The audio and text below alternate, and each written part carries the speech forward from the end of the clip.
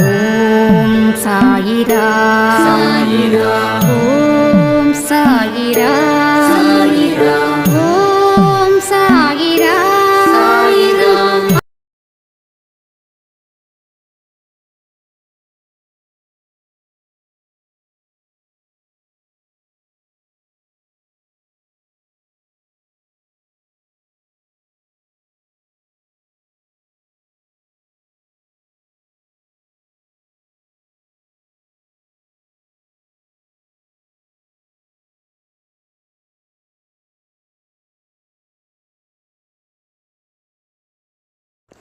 சாய்ராம். என் உயிரின் உயிரானவர்களே, நேற்று இரவு கொடுத்த ஒரு ஆடியோவில் பல விஷயத்தை நாம் தெளிவாக பேசியிருந்தோம். ஒவ்வொரு மனுஷனும் வாழ்க்கையை வாழ்வதற்காகத்தான் கடவுள் உங்களை இந்த உலகத்தில் கொண்டு வந்து நிறுத்தி உங்களுக்குன்னு சொல்லி ஒரு அடையாளத்தை ஏற்படுத்தி உங்களோட மோசமான கர்மாக்களை ஒட்டு மொத்தமா தீர்த்து பிறவி இல்லாத ஒரு வாழ்க்கையை அவர் கொடுக்கணும்னு விருப்பப்படுகிறார். ஒவ்வொரு மனுஷனுடைய எதிர்பார்ப்பு எப்படியோ அதுபோல நாம் வாழ்ந்துக்கிட்டு இருக்கோம். அதில் சில பேர் கோமாளியாக வாழ்ந்துட்டு இருக்காங்க, சில பேர் அறிவுக்கு உட்பட்டு வாழ்ந்துக்கிட்டு இருக்காங்க. ஆனால் மனிதனுடைய எதிர்பார்ப்பை நிறைவேற்றுவது தான் இன்னொரு மனிதனோட கடமைன்னு நினச்சி வாழக்கூடிய வாழ்க்கையை தான் இங்கே மோசமான ஒரு இடத்துக்கு உங்களை தள்ளப்படுகிறது.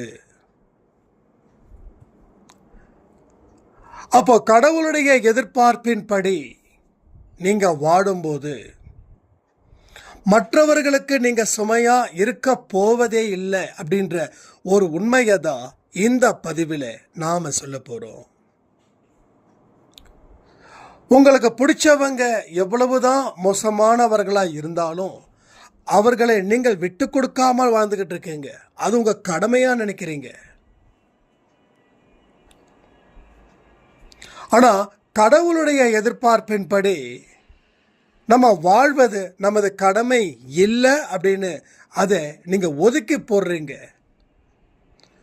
ஒதுக்கி போடக்கூடியவைகள் அத்தனையுமே விலை உயர்ந்த பொருட்கள். ஒரு விலை உயர்ந்த பொருளை உங்களால் தூக்கி எறிய முடியுமா? ஒரு 1000 ரூபாய் மதிப்புள்ள ஒரு பொருளை உங்களால் தூக்கி எறிய முடியுமா? ஆனால் எவ்வளவுதான் காசு கொடுத்தாலும் கிடைக்காத ஒரு அற்புத பொக்கிஷத்தை நாம் என்ன பண்ணுறோம்? தூக்கி எறிகிறோம். அந்த பொக்கிஷம் கடவுளுடைய வார்த்தைகள். ஒவ்வொரு மனுஷனுக்கும் தலையெழுத்து கடவுள் எழுதி வச்சிருக்கிறாருன்னு நீங்கள் ஒவ்வொரு மனுஷனும் நினைக்கிறார். ஆனால் கடவுள் எந்த ஒரு இடத்துலையும் எதையும் எவன் ஒருவனுக்கும் எழுதவில்லை. இன்னைக்கு காலையில் கூட விஷ்ணு சாய்ராம் கிட்ட ஒரு வார்த்தை சொன்னேன். அப்பப்போ மோட்டிவேஷன் தேவைப்படுது இல்லை எல்லாருக்குமே. கொஞ்சம் டல்லாக இருந்த மாதிரி இருந்தது. என்னடா பிரச்சனை அப்படின்னா, இல்லை அப்படி நான் தான் சொன்னேன். ஒரு நல்ல கிரவுண்ட் இருக்குது, ஒரு நல்ல பேட் இருக்குது, நல்ல பால் இருக்குது, அடித்து ஆடக்கூடிய திறமையும் இருக்குது. ஆனால் நாம் மந்தமான ஆட்டத்தை வெளிப்படுத்திக்கிட்டு இருக்கோம். ஸோ எத்தனையோ பேருக்கு கிரவுண்டு இல்லை, ஆனால் நமக்கு எல்லாமே இருக்குது. ஆனால் மந்தமான ஆட்டத்தை வெளிப்படுத்தினா என்ன ஆகும்? அது தப்பு தானே அப்படின்னு. எஸ், இங்கே அப்படிதான்.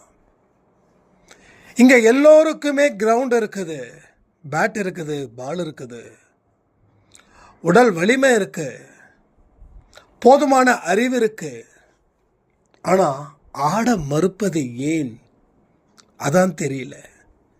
அதுக்கு ஒரே விஷயம் என்ன தெரியுமா? ஆடணுமான்ற சலிப்பு, ஆடணுமான்ற சோம்பேறித்தனம். என்னைக்கு நம்மளை வாழ்க்கை கூட காலத்தோட ஓடாம பின்வாங்குறோமோ அன்னைக்கே தோல்வியோட விளிம்பில் நாம் நின்றுக்கிட்டு இருக்கிறோம். காலத்தை பறிகொடுத்தோம், அதனால் நீங்கள் உங்கள் வாழ்க்கையையும் பறிகொடுத்தீர்கள். 40 தாண்டி 50 தாண்டி 60 தாண்டியும் இங்கே நிறைய பேர் காலத்தை இப்போ வரைக்கும் பறிகொடுத்துக்கிட்டே தான் இருக்காங்க. இப்போ வரைக்கும் நமக்கு நேரம் வரலையே அப்படின்னு நினைக்கிறாங்க. ஸோ நேரம் என்னைக்கோ எப்பயோ வந்துடுச்சு. நேரத்தை பயன்படுத்திக்கல. வீட்டுக்கு முன்னாடி ஒருத்தர் உங்களுக்கு வாய்ப்பு கொடுக்கணும்னு காத்துக்கிட்டு இருக்கிறாங்க. நீங்கள் வீட்டோட கதவை திறந்தாதான் அவர் உங்களுக்கு வாய்ப்பை கொடுக்க முடியும். அவர் உங்களுக்கு எத்தனையோ விஷயத்தை சிக்னலாக கொடுக்குறாரு. நான் வீட்டுக்கு முன்னாடி வந்து நிற்கிறேன், கதவை ஓப்பன் பண்ணி வை, நீ திறந்து வச்சாதான் நான் உனக்கு தர வேண்டியதை தர முடியும். நீ ஏன் மறுக்கிற? கதவு தட்டுற சத்தமும் கேட்குது, காலிங் பெல் அடிக்கிற சத்தமும் கேட்குது, உங்க பெயரை சொல்லி அழைக்கிற சத்தமும் கேட்குது. ஆனா நீங்க கதவை திறக்கல. உங்க மனசுக்குள்ள என்ன தோணுது தெரியுமா? நான் இப்ப கதவை திறக்கணுமா அப்படின்னு. இல்லை, இது யாரும் வெளியில வந்து நிக்கல, யாரும் கூப்பிடல, வேற எங்கேயோ கூப்பிடுறது என்ன கூப்பிடுற மாதிரி இருக்குது. ஒன்று சோம்பேறித்தனத்தால இந்த வாழ்க்கைய அழிக்கிறோம், இல்லை அலட்சிய போக்கினால இந்த வாழ்க்கைய அழிக்கிறோம். ரெண்டுத்துக்கும் ஒரே தண்டனை என்ன தெரியுமா? சந்தோஷத்தை நீ பார்க்க முடியாது, நீ வாழ்க்கையில உயர்ந்து நிற்க முடியாது. உனக்கு தேவையானவைகளை நீ எந்த இடத்திலையும் பெற முடியாது.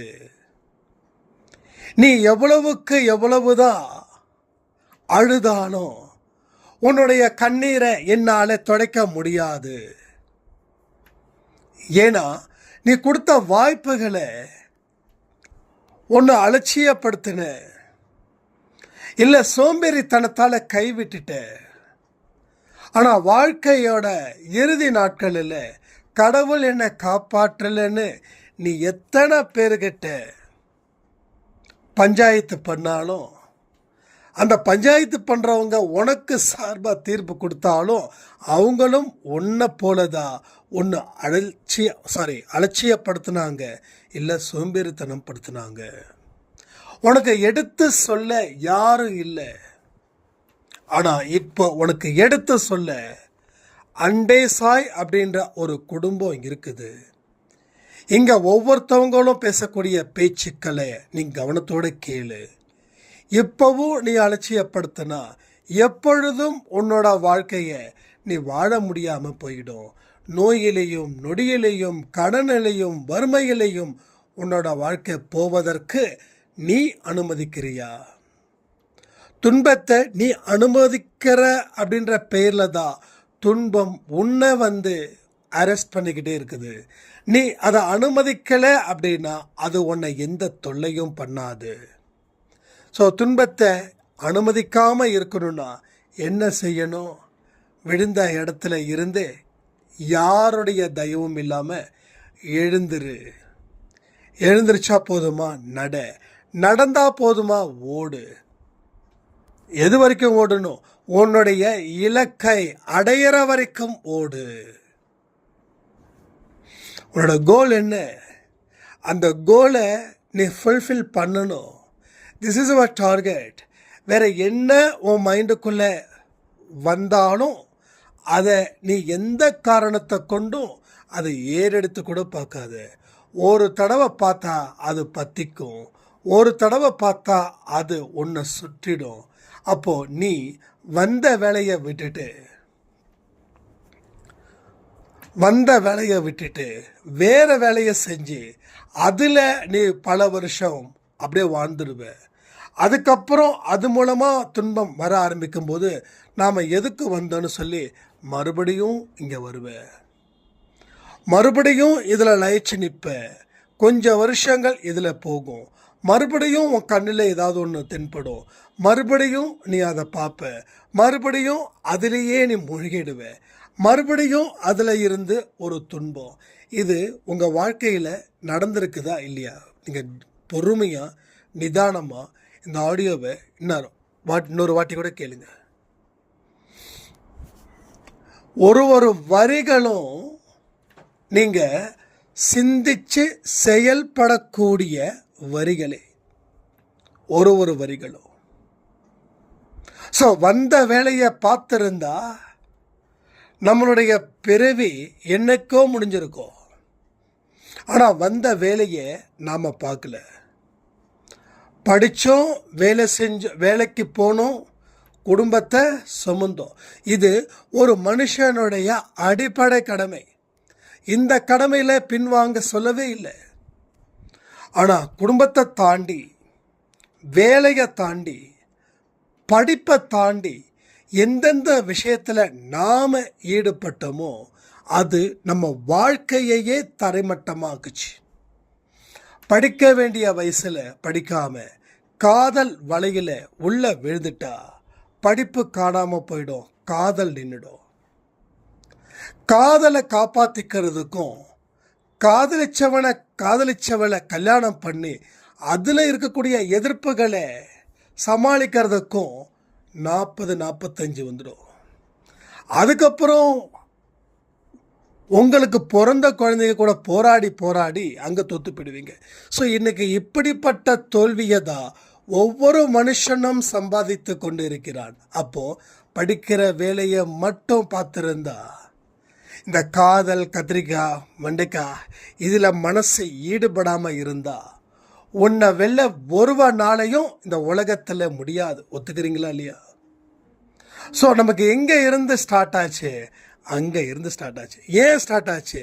எடுத்து சொல்ல ஆட்கள் இல்லை. வீட்டில் அம்மா அப்பா படின்னு சொன்னாங்க. அதை தாண்டி காதலிக்கக்கூடாதுன்னு சொன்னாங்க. ஆனால் ஏன் காதலிக்கக்கூடாதுன்னு ஒரு பலமான ஒரு பாயிண்ட்டை குழந்தைங்க கிட்ட சொல்லியிருந்தா குழந்தைங்க எந்த இடத்துலையும் போய் விழுந்திருக்காது. காதலிக்கக்கூடாது, அப்பா அம்மா சொல்கிற பொண்ணையோ பையனையோ தான் கல்யாணம் பண்ணிக்கணும்னு சொல்லி இந்த ஒரு பூமர் சொல்லுவாங்க இல்லையா, அவங்களா மாதிரி அட்வைஸ் பண்ணிகிட்டு இருக்கோம். நீங்கள் உங்கள் குழந்தையோட வயசு என்னவோ அந்த வயசில் இருந்து தான் நீங்கள் அந்த குழந்தைங்க கிட்ட பேசணும். அது புரியுமா உங்களுக்கு? புரியல. ஸோ ஏன்லாம் தெரியாது. அப்போ என்ன சொல்லணும்? உன்னோட வேலை நல்ல படிப்பு, உன்னுடைய வேலை நல்ல வேலையை தேட்டுறது, இதில் கவனத்தை வை அப்படின்னு சொல்லணும். அதற்கப்புறமா உனக்கு சொந்தமாக எந்த பொண்ணு பிடிக்குதோ அதுக்கப்புறமா நீ விரும்புன்னு சொல்லணும். ஆனால் அது யாரும் சொல்லலை. அப்போ என்ன பண்ணுது? அம்மா இப்படி சொல்கிறாங்க, அப்பா இப்படி சொல்கிறாங்க, காதலிக்கக்கூடாதுன்னு அந்த பொண்ணும் அந்த பையனும் நினைக்கிறான். ஆனால் பக்கத்தில் இருக்கிற பொண்ணோ பக்கத்தில் இருக்கிற பையனோ காதலிக்கிறான். அவன் தன்னுடைய எக்ஸ்பீரியன்ஸ் எல்லாம் இந்த உங்கள் பொண்ணுக்கிட்ட சொல்லும்போது உங்கள் பொண்ணுக்குள்ளே அந்த 16, 17, 18 வயசு பொண்ணு பையனும் அவங்களுக்குள்ளே காதலிச்சா என்ன தப்பு, ஒரு சுவாரஸ்யமாக இருக்குமா அப்படி இப்படின்னு சொல்லி அங்கே விழுந்தது எங்கே சேரு. ஆனால் அவங்க என்ன நினைக்கிறாங்க? நல்ல தெளிவான ஒரு நீரில் தானே விழுந்திருக்கும் அப்படின்னு. ஆனால் அது ஒரு புதக்குழி. அதுக்கப்புறம் தான் தெரியுது. அதனால் பெற்றோர்கள் பிள்ளைகளுக்கு அட்வைஸ் பண்ணும்போது அதில் உண்மை இருக்கணும். ரைட்டா? உண்மை இருக்கணும். ப்ராக்டிக்கலான மெத்தடாலஜியில் தான் நீங்கள் அவங்களுக்கு கன்வே பண்ணணும். எந்த ஒரு விஷயமா இருந்தாலும் அந்த இடத்துல ஹிட்லர் மாதிரியும் ஒரு பாதையை தேர்ந்தெடுக்க வேண்டாம், அதே போல் தெரேசா மாதிரியும் ஒரு பாதையை தேர்ந்தெடுக்க வேண்டாம். ரெண்டத்தையும் பேலன்ஸ் பண்ணி உங்களுடைய பாதையை நீங்கள் சூஸ் பண்ணுங்கள்.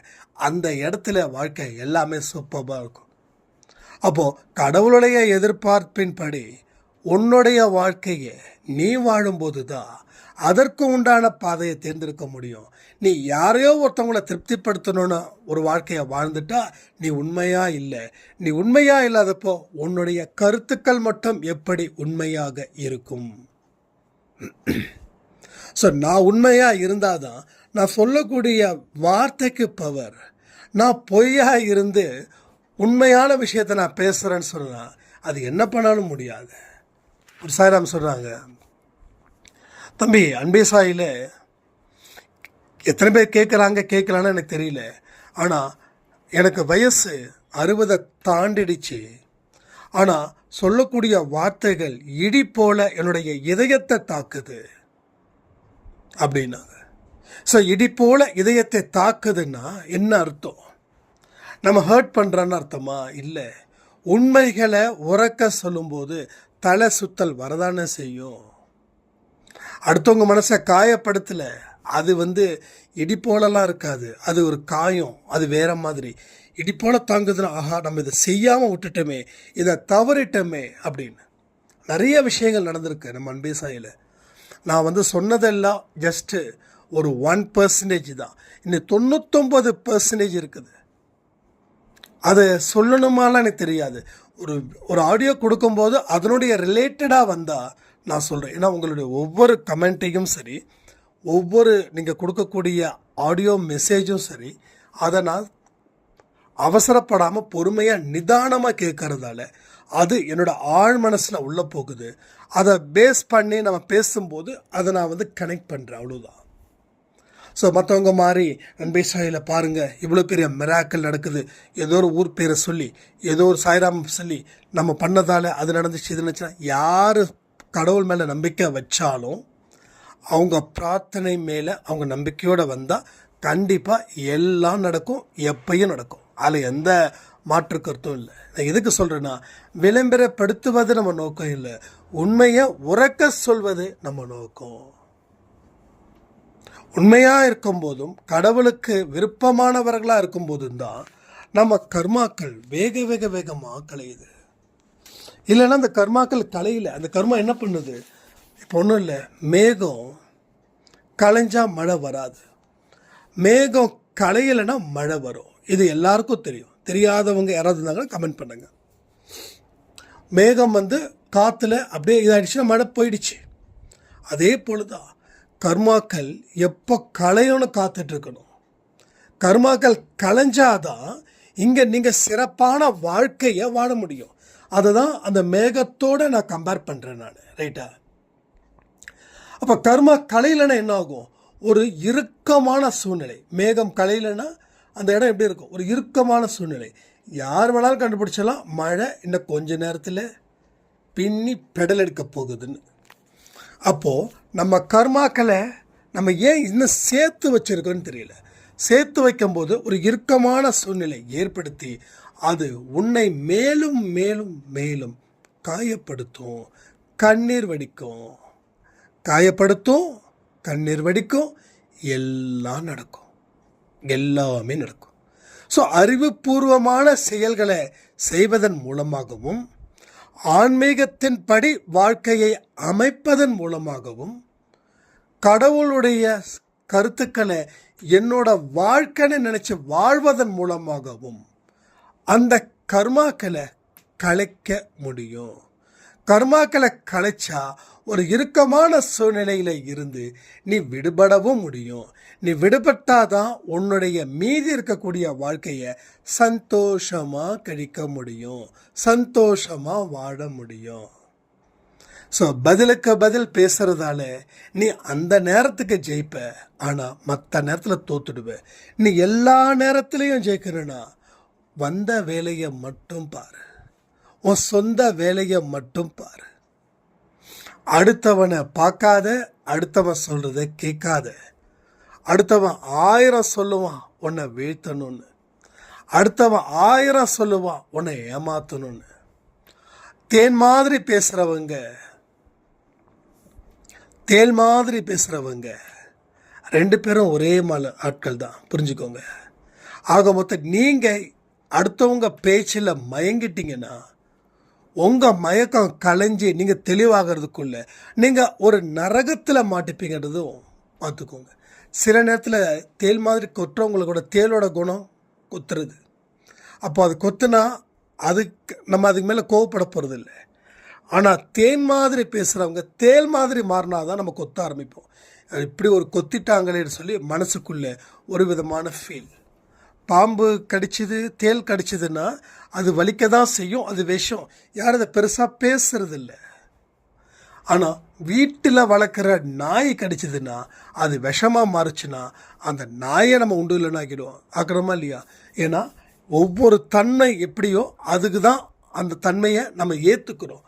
அதே போல் உங்களுடைய தன்மையையும் நீங்கள் ஏற்றுக்கொள்ளும் போது தான் உங்கள் வாழ்க்கையில் அடுத்த ஒரு அத்தியாயத்தை நீங்கள் சிறப்பாக எழுத முடியும்.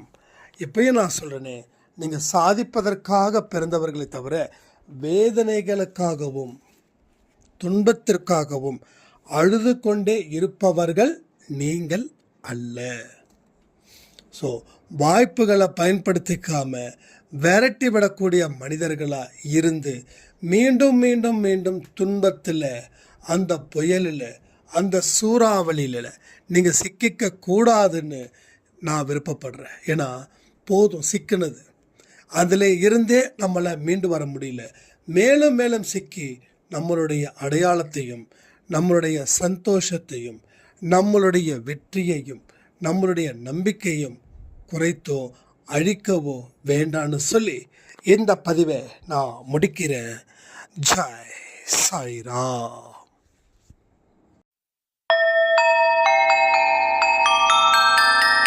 ஓம் சாயிரா. சாயிரா.